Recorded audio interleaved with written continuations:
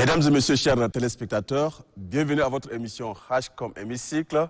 La tribune de la représentation nationale reçoit sur ce plateau Abdelgader Abdraman Koko, membre du Conseil national de transition de l'Organisation des jeunes. Bonsoir. Oui, bonsoir. Oui, Abdelgader Abdraman Koko, vous êtes membre du Conseil national de transition de la Corporation Organisation des jeunes. Alors, dites-nous comment fonctionnent donc d'entrée de jeu les corporations au sein du Conseil national de transition. D'accord, merci. D'entrée de jeu, je voudrais déjà vous remercier pour ce cadre qui nous permet effectivement d'échanger autour de ce que nous faisons dans le cadre du Conseil national de transition. Ce qu'il y a lieu de relever, c'est que les corporations sont en quelque sorte les entités qui ont permis de désigner les conseillers nationaux. Il y a eu 12 corporations avec des quotas bien spécifiques qui ont présenté effectivement leurs candidats, et c'est ce qui a permis au comité ad hoc de sélection de faire le choix afin de sélectionner les 93. Sélection qui a été naturellement entérinée par le décret du chef de l'État mettant en place le Conseil national de transition. Donc en amont, ces corporations ont permis de sélectionner et de désigner les conseillers nationaux. Mais maintenant, une fois arrivés dans le cadre du Conseil national de transition, tous les conseillers portent le titre de conseiller national. Ce qui fait qu'ils ont un mandat qui s'élève déjà au-delà de leur corporation respective. L'avantage, c'est que ça permet d'avoir une assez bonne représentativité de différentes sensibilités de notre société, et ça permet aussi d'avoir un peu les différents regards compte tenu de la provenance de tel ou de tel, afin que les discussions et les textes qui vont sortir là prennent en compte l'ensemble des préoccupations de nos concitoyens. Et la corporation des jeunes compte aujourd'hui, par exemple, combien de conseillers nationaux? C'est deux représentants, deux conseillers nationaux, au titre de la corporation des organisations des jeunes. Et vous, sur quelle base vous avez été désigné membre du Conseil national de transition? Alors, pour les organisations des jeunes, c'était à travers le Conseil national de la jeunesse du Tchad qui a été associé dans ce processus-là. Pour certaines corporations, il n'y avait pas de structure fêtière, donc il a fallu effectivement voir les grands regroupements. Mais pour les organisations des jeunes, nous avons cette structure fêtière qu'est le Conseil national de la jeunesse. Donc le Conseil a été officiellement saisi par le comité ad hoc, et les candidatures ont été déposées au niveau même du Conseil national de la jeunesse, qui a fait un premier travail de sélection et qui a ensuite transmis cette shortlist-là au comité ad hoc qui a fini par sélectionner les deux représentants. Aujourd'hui, étant au sein du Conseil national de transition, votre corporation, quelles sont ses relations avec les autres corporations? Nous avons par exemple la corporation des partis politiques, la corporation de syndicats, la corporation de personnes handicapées vivant avec un handicap. En fait, quels sont vos rapports avec ces différentes commissions, avec ces différentes corporations? Ok. Voilà, comme je le disais, une fois arrivé au niveau du Conseil national de transition, l'idée c'était effectivement de réussir à dépasser ce cloisonnement des deux corporations pour permettre à ce qu'il y ait une bonne harmonie, c'est-à-dire que la mayonnaise prenne en quelque sorte entre les différents représentants là. Je voudrais rappeler ici que nous sommes arrivés au titre des organisations des jeunes, certes, mais il y a aussi d'autres jeunes dans les autres corporations. Ce qui fait qu'il n'y a pas un cloisonnement ou bien des réticences entre les différents conseillers. Les rapports, ils sont excellents. La communication, elle est assez fluide. Et surtout que la perspective de servir notre nation en cette période charnière est l'élément moteur qui est en train de prévaloir. Donc pour l'instant, la collaboration, elle est excellente.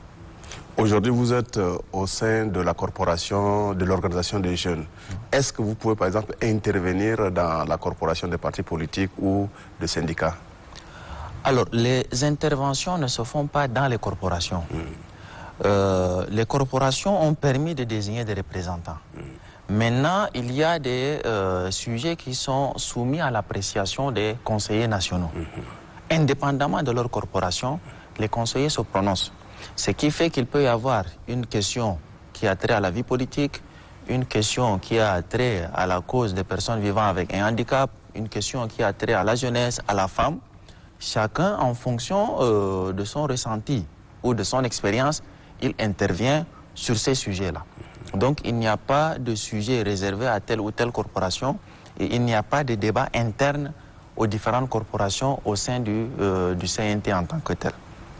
Voilà. Les corporations sont à l'image des groupes présidents des groupes parlementaires parce qu'à l'époque, à la 3e législature, nous avons au moins quelques groupes parlementaires. Est-ce que c'est toujours à l'image des groupes parlementaires où on a un président d'un groupe parlementaire ou bien un président d'une corporation? Est-ce que c'est aussi la même image? Non, pas du tout.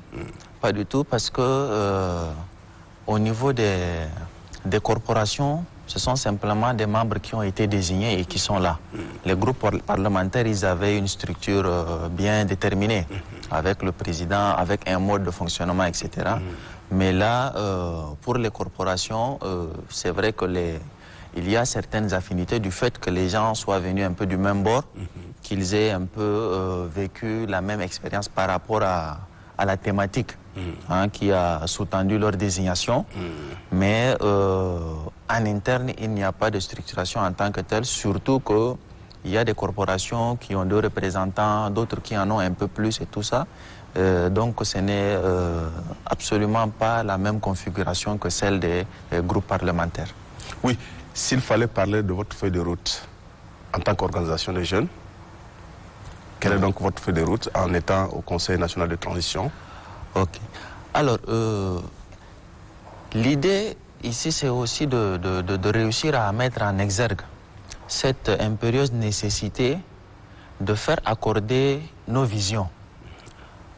C'est vrai que nous sommes venus de la corporation des jeunes, il y en a qui sont venus de la corporation organisation des femmes, des personnes vivant avec un handicap, de la diaspora et tout. Chaque personne en fonction de son background, en fonction des thématiques qu'elle a eu à défendre pendant son expérience, arrive avec des objectifs, avec une vision pour aider à ce que le Conseil national de transition joue pleinement son rôle et prenne en compte la diversité des opinions.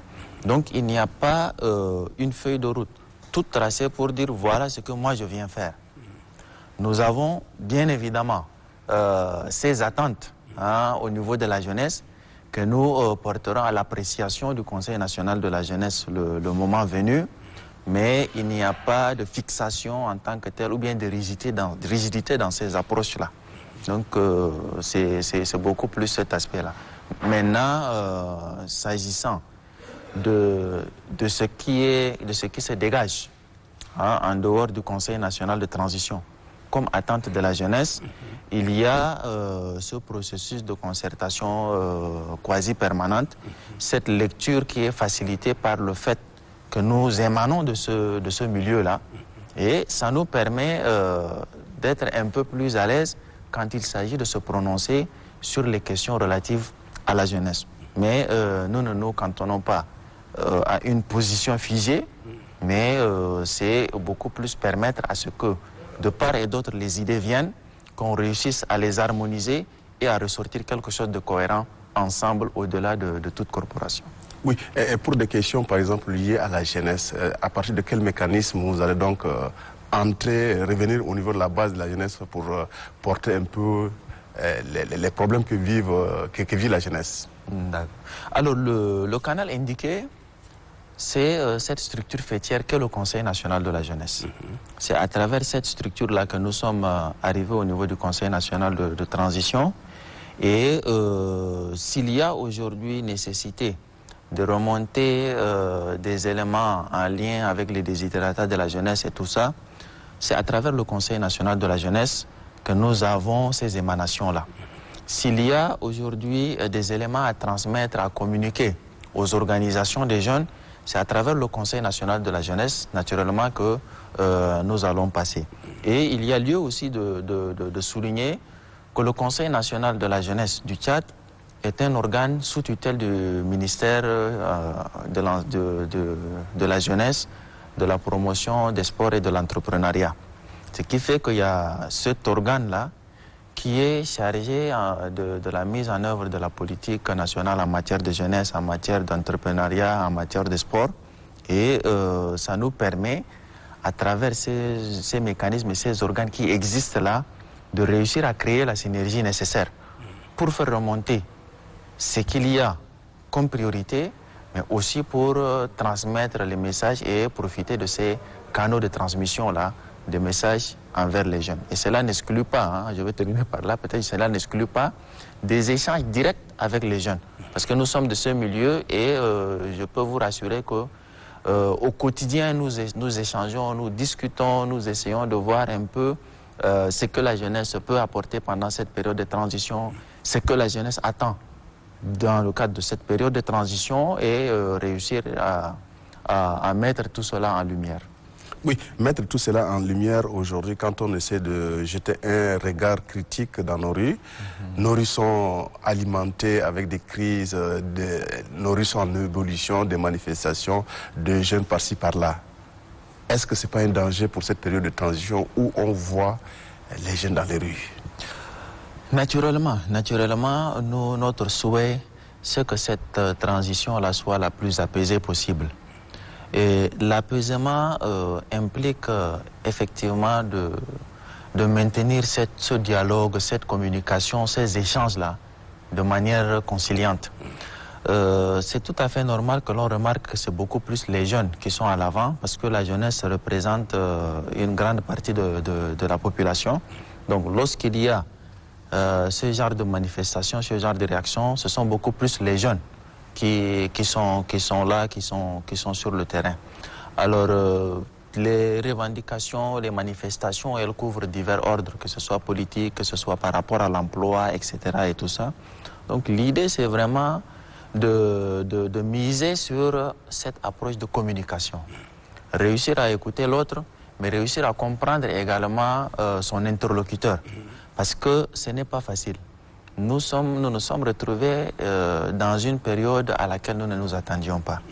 Et cela nécessite vraiment que chaque Tchadien puisse vraiment taire son ego et regarder ensemble comment est-ce qu'on peut réussir à faire sortir le Tchad là, de cette période-là, la tête haute dans la préservation vraiment de ce qu'on avait comme acquis et avec des bases solides qui permettront l'expression du plein potentiel de tout un chacun. Oui. En termes de propositions, de suggestions, en cette période de transition, s'il y a lieu, que devait faire la jeunesse en cette période de transition? La jeunesse, elle est actrice, mais elle est aussi celle qui subit ou qui bénéficie de ces situations que nous vivons. Lorsque j'ai parlé de ces éléments fondamentaux qui vont nous permettre vraiment de resserrer les rangs, de réussir à nous accorder sur l'essentiel afin de réussir à co-construire ensemble ce que nous attendons après cette transition-là. La jeunesse, dans sa vision, dans sa logique, elle a beaucoup d'attentes, ce qui est légitime et ce qui est tout à fait normal en termes d'opportunités d'emploi, en termes d'éducation, en termes de santé, en termes de tout ce qu'on pourra dégager comme opportunité permettant à la jeunesse là de s'épanouir. Maintenant, il y a de l'autre côté le gouvernement qui essaye à son niveau de pouvoir répondre à ces attentes-là. Nous estimons qu'il y a cette nécessité de réajuster un peu les actions entreprises en faveur de la jeunesse et les attentes réelles même de la jeunesse. Parce qu'il faut que les deux là concordent pour que le gouvernement sente effectivement qu'il y a un impact de ce qu'il fait là pour la jeunesse et pour que la jeunesse sente également que ce qui est en train d'être fait là va dans la satisfaction de ce qu'elle a exprimé comme besoin. Donc c'est un rôle qui consiste vraiment à identifier de manière beaucoup plus précise non seulement ses besoins, mais de réussir à les communiquer, à les transmettre d'une manière apaisée, qui permettra aussi à l'interlocuteur là de se sentir pleinement interpellé par la question, parce que c'est sa responsabilité première. Et de l'autre côté, c'est de réussir à communiquer aussi avec cette jeunesse-là, de sorte à ce qu'elle s'approprie réellement ce qui est en train d'être fait. S'il y a des réajustements à faire, il va falloir les faire pour permettre à ce que nous puissions nous en sortir, toujours dans l'apaisement, j'insiste vraiment sur ce point. Donc l'État a une part de responsabilité. Tout à fait. Où se situe sa responsabilité? Sa responsabilité, c'est beaucoup plus au niveau de la mise en œuvre de tout ce qui est politique en lien avec la jeunesse. Je m'en vais donner un exemple assez simple. Par rapport à cette adéquation, éducation, formation, emploi. Si on constate que le nombre de diplômés croît de manière exponentielle et que les débouchés professionnels, quelque part, sont complètement minorés, c'est qu'il y a lieu de voir l'adéquation entre ces composantes-là. Comment formons-nous nos jeunes? Quels sont les secteurs clés dans lesquels nous les formons? Est-ce que l'offre d'emploi actuelle là est en phase avec ce que nous sommes en train d'offrir comme formation à nos jeunes là? C'est surtout cette cohérence-là. Maintenant, si on se positionne dans cette perspective, qui est beaucoup plus sous l'angle secteur public, la fonction publique qui doit absorber les jeunes diplômés, sachant que peu importe la volonté qui sera dégagée ou affichée afin de résorber totalement le chômage, le secteur public va montrer ses limites. C'est pourquoi le secteur privé doit également être renforcé. Il doit être libéré, il faut qu'il y ait des facilités qui permettent vraiment aux jeunes de réussir à trouver des opportunités d'emploi dans le secteur privé, mais d'être aussi en mesure de pouvoir entamer ou bien amorcer leurs propres activités et devenir leurs propres employeurs. Parce qu'ils deviendront des créateurs de richesses, des créateurs de l'emploi, et ça va vraiment appuyer l'effort que le gouvernement, que l'État est en train de faire aujourd'hui. Comment nous allons vivre la promesse qui a été faite par le maréchal Dauphin par rapport à l'intégration à la fonction publique de plus de 20 000 jeunes? Où en sommes-nous? Comment entendez-vous gérer cette épineuse question au sein du Conseil national de transition, surtout que vous représentez la jeunesse, l'organisation des jeunes? Oui, c'est un élément assez central par rapport même à la question de l'emploi des jeunes.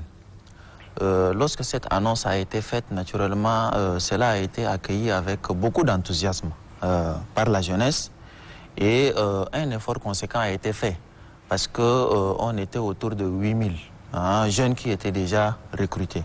Mais il reste encore un peu plus de 10 000 à recruter. Maintenant, la question qu'il faut se poser, dans cette période de transition, avec la feuille de route qui est aujourd'hui déclinée, il est question surtout de maintenir certains engagements. Il est question aussi de mobiliser des ressources pour financer cette période de transition-là. Avons-nous les moyens, et je le souhaite fortement, de continuer ce processus de recrutement-là pour atteindre le nombre de 20 000 qui a été fixé au départ, tout en misant sur l'appui au secteur privé afin que les deux là aillent de pair. Ça c'est l'élément clé. Au niveau du Conseil national de transition, c'est beaucoup plus un travail de contrôle de l'action gouvernementale. Nous ne mettons pas en œuvre ces politiques-là, mais nous appuyons la mise en œuvre de ces politiques-là par des propositions, par des discussions avec les départements concernés afin qu'ils puissent être plus efficaces dans l'atteinte de ces objectifs-là. Donc nous pensons que ça sera un élément clé sur lequel nous aurons très certainement à nous prononcer et nous encouragerons fortement à ce que ce processus-là ne soit pas suspendu pendant toute cette période de transition-là. Il faudrait que cela continue, mais que l'on permette aussi à cette masse de jeunes-là parce qu'elle représente un double tranchant. Si la grande partie des jeunes n'arrivent pas à être employés et au chômage, il y a beaucoup de problèmes qui risquent de survenir. Mais si cette masse-là est bien encadrée et qu'elle réussit à apporter sa contribution, que ce soit dans le secteur public ou privé, vous allez le constater, notre nation va prospérer. Parce que c'est vraiment la force motrice même du progrès de notre nation. Donc c'est un élément à prendre avec beaucoup d'attention et sur lequel il faut se pencher. Et ça nous permettra vraiment, pas d'un coup de baguette magique, mais de manière graduelle à éradiquer d'autres problèmes connexes qui découlent de cette situation. Porte-parole de la jeunesse au sein du Conseil national de transition. Alors s'il faut parler en termes de plaidoyer en matière de la politique de l'emploi en faveur des jeunes. Le plaidoyer va d'abord se situer au niveau de la formation de notre jeunesse. Parce qu'il faudrait que cette situation que nous avons vécue ces dernières années, avec ces grèves interminables, ces années qui deviennent élastiques, ces programmes qu'on ne réussit pas à achever et qui fait que les élèves ou les étudiants, les jeunes de manière générale, progressent avec des lacunes. Il faudrait que vraiment on réussisse à régler ce problème-là. Ça, c'est d'un côté. De l'autre côté, c'est de réussir maintenant à nous orienter vers des secteurs porteurs, surtout en termes de compétences, de développement de ces compétences-là. Il y a des secteurs aujourd'hui qui sont en phase avec l'heure, comme on le dit, ou bien avec l'air. Comment réussir à faire cette transition-là? Comment réussir à donner ce tonus à notre système éducatif de sorte à ce qu'il mette sur le marché de l'emploi des jeunes qui sont non seulement en phase avec les perspectives professionnelles qui sont là, mais qui ont aussi cette aptitude à s'auto-employer, à développer des activités qui leur sont propres et devenir même des créateurs de richesses et d'emplois comme je le disais tantôt. Donc ça, c'est vraiment l'élément crucial. L'autre aspect, et ça c'est globalement contenu dans la politique, dans la charte africaine de la jeunesse que le Tchad a ratifiée et que la politique nationale de la jeunesse actuelle est en train de relever dans ses dispositions, c'est de réussir à créer un environnement favorable à l'épanouissement de la jeunesse. Que les jeunes réussissent à exprimer leur plein potentiel. Qu'ils ne soient pas freinés parce qu'ils n'ont pas la possibilité de faire la formation, mais de suivre la formation qu'ils veulent.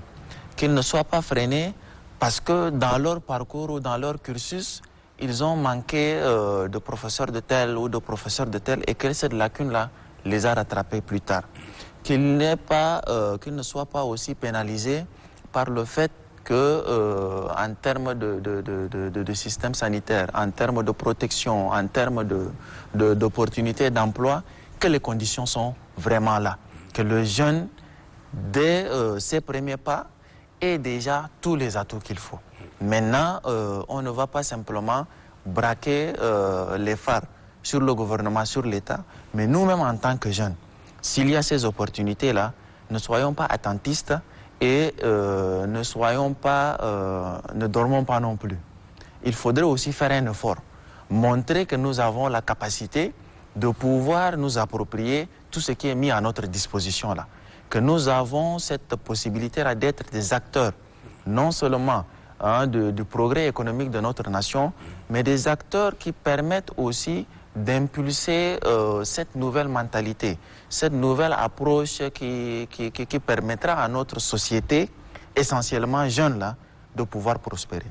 Donc c'est à tous les niveaux ce plaidoyer. Il va être fait, il va être orienté certainement à l'endroit de l'État, du gouvernement, mais à notre endroit, nous les jeunes, pour qu'on puisse vraiment nous montrer à la hauteur de ce que nous attendons, de ce que nous réclamons.